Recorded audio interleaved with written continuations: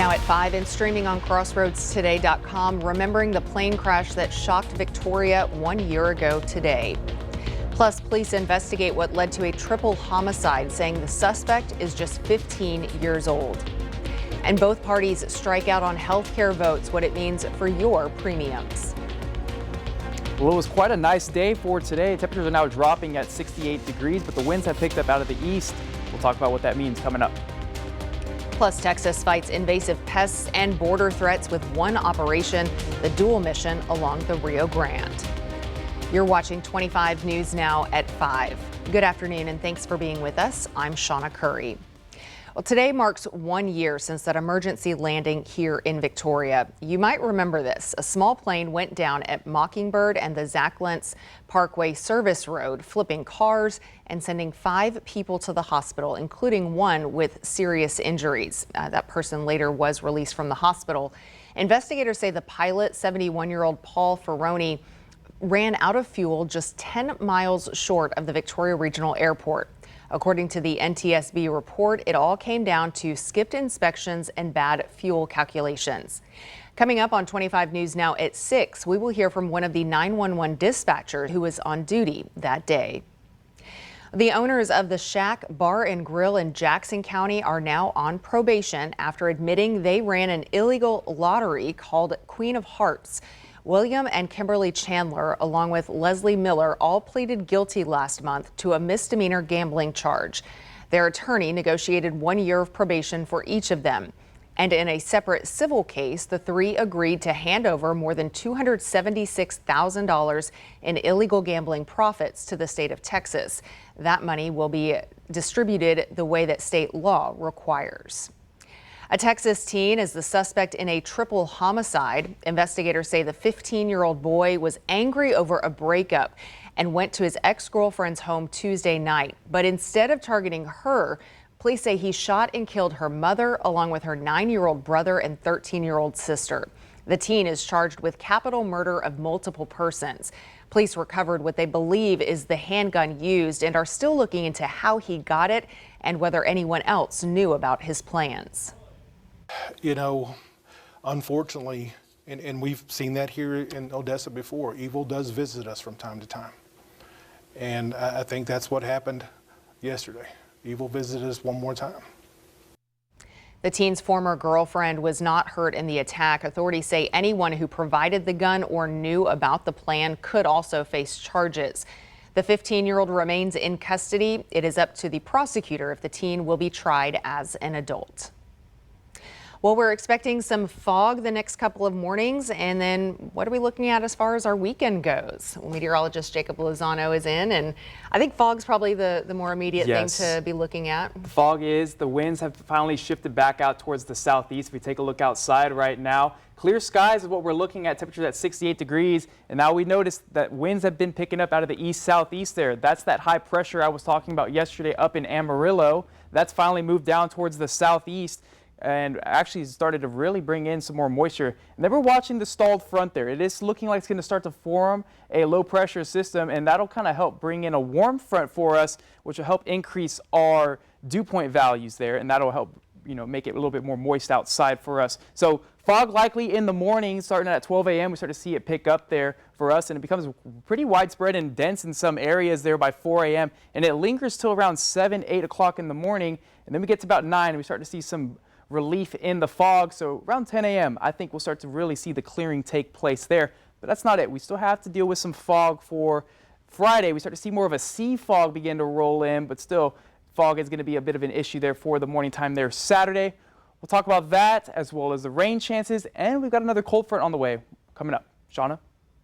With the cool evenings, it's the perfect night to grab a jacket and head out for some hot chocolate at Cuero's Christmas in the Park. Mayor Garza and his youth council are out there every Thursday this month, handing out free hot chocolate to anyone cruising through to see the lights, so you can sip while you enjoy the show. The light display runs from 6 to 10 every night, and the hot chocolate is steaming from 7 to 9 each Thursday. This year marks the 26th season of Cuero's free Christmas in the Park, a tradition that just keeps getting bigger and brighter. If you have a news tip, give our newsroom a call at 361-576-0026 or send an email to staff@crossroadstoday.com. With weeks to go until Affordable Care Act subsidies expire, the Senate voting on two health care bills today. As ABC's Perry Russum explains, if Congress does not act, more than 20 million Americans could see their premiums skyrocket. The motion is not agreed to. High-stakes healthcare votes today on Capitol Hill as Affordable Care Act subsidies are set to expire at the end of the year. If Congress does not act, tens of millions of Americans could see their premiums skyrocket. Two votes today in the Senate on two separate bills, one backed by Republicans, the other backed by Democrats. This is not a political fight. This is not a symbolic vote. This is a life and death vote. The Democrats' bill would have extended Obamacare tax credits for 3 years, Republicans pushing back on the price. The Congressional Budget Office says it would cost $83 billion over the next decade. Obamacare has utterly failed to control health care costs.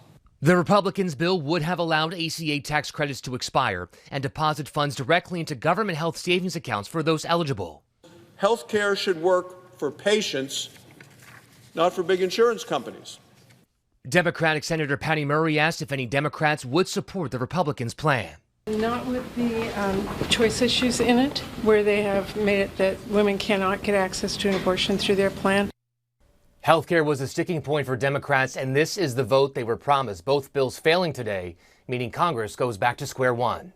Perry Russum, ABC News, Washington. A new report says TikTok is struggling to stop sexually suggestive AI-generated images of children from spreading on the platform. A Spain-based nonprofit found more than a dozen accounts posting AI-generated videos of young girls in tight clothing, lingerie, or school uniforms. And those accounts have racked up hundreds of thousands of followers. Researchers also spotted comments linking to Telegram chats where some users were allegedly selling child pornography. They flagged 15 accounts to TikTok last week. As of Wednesday, 13 were still active. TikTok says it has zero tolerance for anything that exploits children, including AI-generated content. The Walt Disney Company and OpenAI have agreed to a 3-year deal, allowing users to create short videos for social media using Disney characters. Through OpenAI's Sora video platform, users can tap into more than 200 characters from Disney, Marvel, Pixar, and Star Wars. And some of those fan-made videos may even land on Disney+. Disney is investing $1 billion in OpenAI. The company says they plan to use the technology to build new products and roll out ChatGPT to its employees. Both companies say they are committed to using AI responsibly and protecting creators' rights. Major escalations today off the coast of Venezuela after the U.S. seized a crude oil tanker. ABC's Nicole D'Antonio reports that it comes as Venezuela's opposition leader made her first public appearance in 11 months to be awarded the Nobel Peace Prize in Norway. First glimpse of Venezuela's opposition leader in nearly a year. Maria Machado waving to supporters in Oslo, Norway, where she received the Nobel Peace Prize.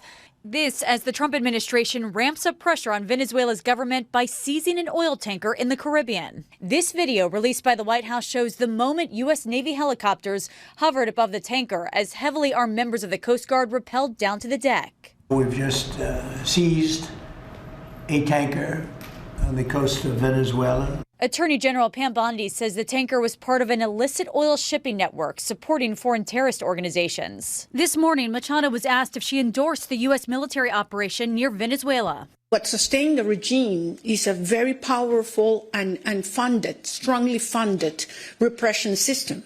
Where does that funds come from? Well, from drug trafficking, from the black market of oil. Venezuela's government releasing a statement strongly denouncing the seizures and calling on the international community to reject this unprecedented aggression.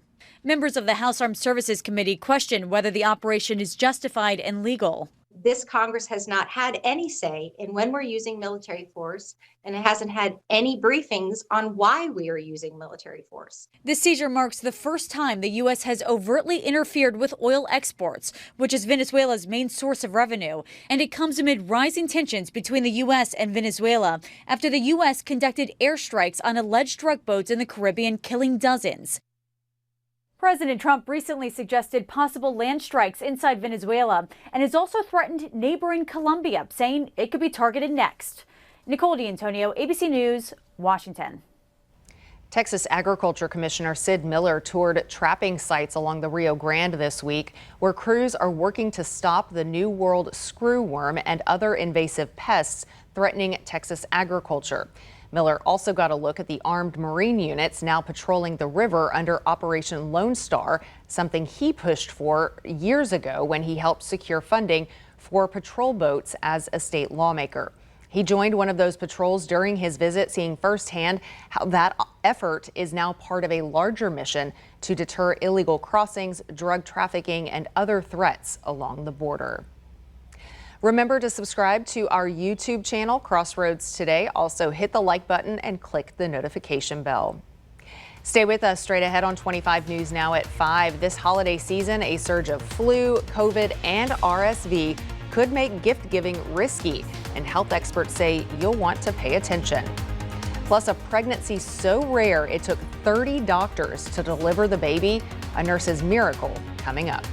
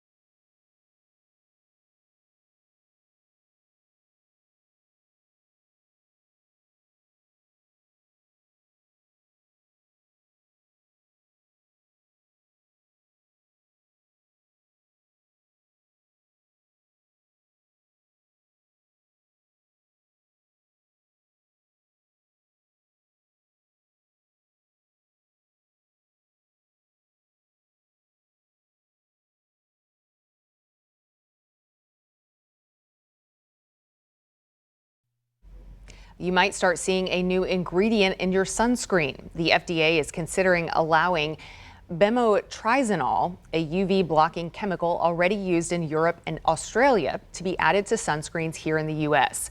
Right now, the agency is asking for public feedback and says it will run a full safety review before making any final call. Health experts remind us that most skin cares come from too much UV exposure, whether that's from the sun, tanning beds, or sun lamps. And the CDC says skin cancer is still the most common cancer in the country, with more than 6 million people treated every year. Well, a California nurse found out she was pregnant just days before giving birth to a healthy baby boy. You see him there.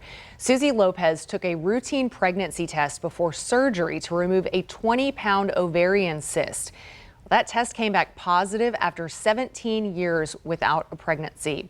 The doctors found that the baby was growing behind the massive cyst in her abdomen, not in her uterus. The rare abdominal ectopic pregnancy required a team of 30 medical professionals to safely deliver 8-pound baby Ryu. It was profound to see this full-term baby sitting behind a very large ovarian tumor, not in the uterus. So this was confirmed as an abdominal pregnancy, which is obviously a very extreme event. Every day is a gift, and I'm never going to waste it. Lopez and her husband say Ryu is the answer to years of prayers for a second child. Both mother and baby are in good health at a Los Angeles hospital. U.S. health officials are bracing for what's expected to be a rough respiratory virus season, fueled by holiday travel and a new flu variant. In today's Health Minute, Mandy Gaither talks to a pulmonologist about how to protect your lungs from severe illness this season. It's a gift no one wants to give or get. But with travel and get-togethers this holiday season, respiratory viruses can be easily spread, and it's already starting. I'm actually consulting in my hospital this week, and we're seeing a lot of influenza A here in Connecticut. Dr. David Hill with the American Lung Association says this winter there's expected to be a surge in cases of flu, COVID-19, and RSV. CDC officials believe this season will be similar to the last, when the agency estimated that at least 1 million people were hospitalized and more than 70,000 people died from respiratory virus illnesses. Those over the age of 65 are especially at risk from getting severely sick. The flu and COVID tend to lead to higher hospitalization rates and higher deaths in that population, so getting vaccinated is really important for that group of people. Of the patients hospitalized for flu last season, the CDC says only about 1/3 were vaccinated. This season, there's a new flu variant. Combined with lagging vaccinations, there's a worry that things may look much worse in the weeks ahead. Talk to your provider. Try to get vaccinated. It's the best way to protect yourself and your loved ones. For Health Minute, I'm Mandy Gaither. The CDC also recommends that all people use everyday prevention strategies to help reduce their risk from getting sick. That includes hand washing and regularly cleaning commonly touched surfaces. And if you do get sick, help stop the spread by staying home and away from others. To get more news, weather, and sports, come to our website, crossroadstoday.com. And Time Magazine has named the Architects of Artificial Intelligence its 2025 Person of the Year, saying no group had a bigger impact on the world this year. The editor-in-chief says these innovators are both wowing and worrying humanity as AI reshapes daily life, sometimes in exciting ways, sometimes in unsettling ones. Past Person of the Year picks include Donald Trump, Taylor Swift, Ukraine President Zelensky, and Elon Musk. Well, it was a cold start for us this morning, getting to 44 there, but we did jump up into the 70s. Quite a nice day. We'll be seeing a bit of a shift in our pattern coming up. I'll talk about that coming up.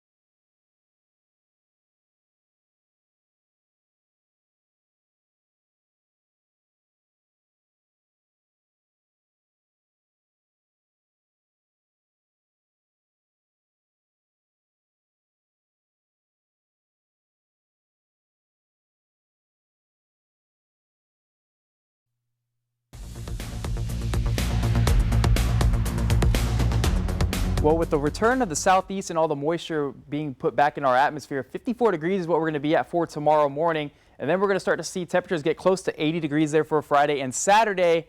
And then we have our frontal system moving in Sunday morning, which will help drop our temperatures, getting around 65 for the high. But that's not it, because there's now more moisture being added with the warm front. We are likely going to be seeing some shower activity pick up here for Saturday morning here. And that's going to continue for relatively around the morning time and actually dissipate here, and we'll keep it about a 20% chance for that. But then we have the frontal system moving in here by 2 a.m. here on Sunday. We can kind of already see some showers being picked up there from the moisture. It's kind of helping lift some of the shower activity from the frontal boundary. So we're going to keep that at around 20% as well, with more of a light to moderate shower activity that's going to be pushed down there. So right around 6 a.m. we could start to see it approach here into the crossroads based off the model has been showing us, but definitely going to continue to see the cloud cover as well as reducing the moisture here, because now we're starting to get more of a northerly breeze out of that as well. So temperatures will be dropping off here for Sunday and Monday and Tuesday. We'll start to see close to 30 degrees here once again for Monday. We have it at about 40 right now, but wouldn't be surprised if we get down to 39, 38 there, especially around the more of the rural areas. And then we still have a low pressure or low temperature of 47 there for Tuesday. Now that's from the backside of this polar low that's going to continue to push that system down south. Now this moves out of the way. High pressure is going to be shrinking here over California, and then we look over to the Rockies and we see a mid-upper level low begin to form. This mid-upper level low is actually going to move down south here for Tuesday, and we're looking for Tuesday night into Wednesday morning where we start to see it make its way into our area. And what does this mean for us? Well, this provides some lift for us, so we could see more shower activity begin to pick up here for us. So based off of what the European model is showing us, here's Tuesday 1 p.m. We can already see some light shower activity just west of San Antonio, right around 35.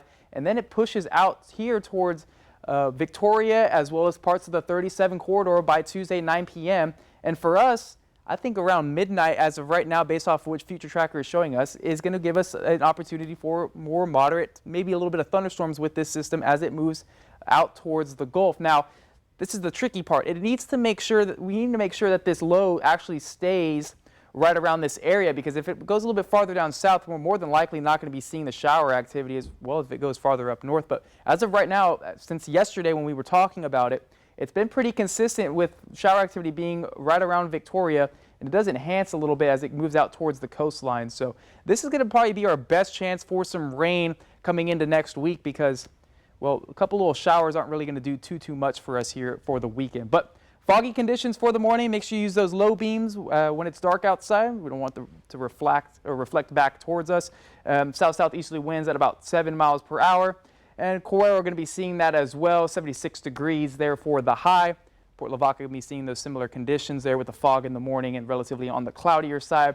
But the next 7 days, 20% chance for Saturday and Sunday. The front moves in. Temperatures do rise just a little bit, and then the fog disappears because of the frontal system.